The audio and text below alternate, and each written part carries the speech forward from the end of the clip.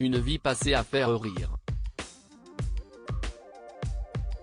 Michel Bougena vit pour être sur scène et, à 70 ans, il a souhaité redonner vie à ses 3 personnages préférés, surnommés les Magnifiques, Maxo, Julot, et Guigui, en jouant un nouveau spectacle intitulé Adieu les Magnifiques à Paris.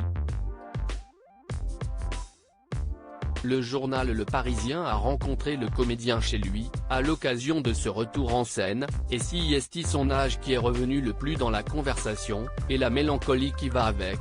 Hélas, j'ai 70 ans, c'est passé vite, souffle-t-il. Mais laissez-moi le temps, je vous en supplie, je n'ai pas envie de m'arrêter, de tomber physiquement.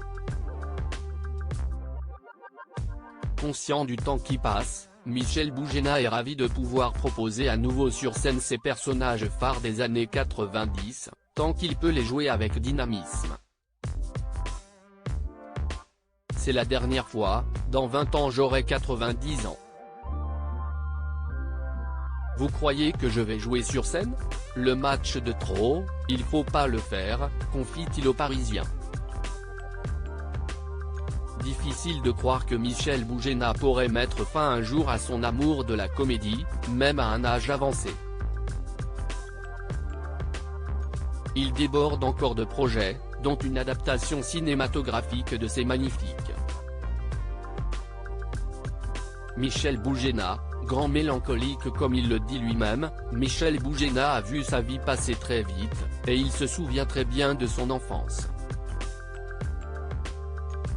Auprès de Frédéric Lopez, fin janvier, dans un dimanche à la campagne, l'acteur de 70 ans a fait des confidences, en révélant avoir été triste, dès son plus jeune âge.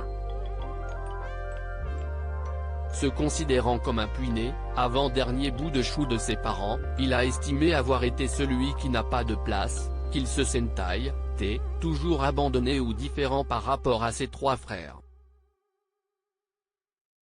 Un sentiment qui s'explique notamment parce que son défunt père, Joseph, médecin de profession, travaillait énormément, comme il l'a confié, il avait son métier, qu'il adorait et puis c'était un flambeur, donc on ne le voyait pas beaucoup.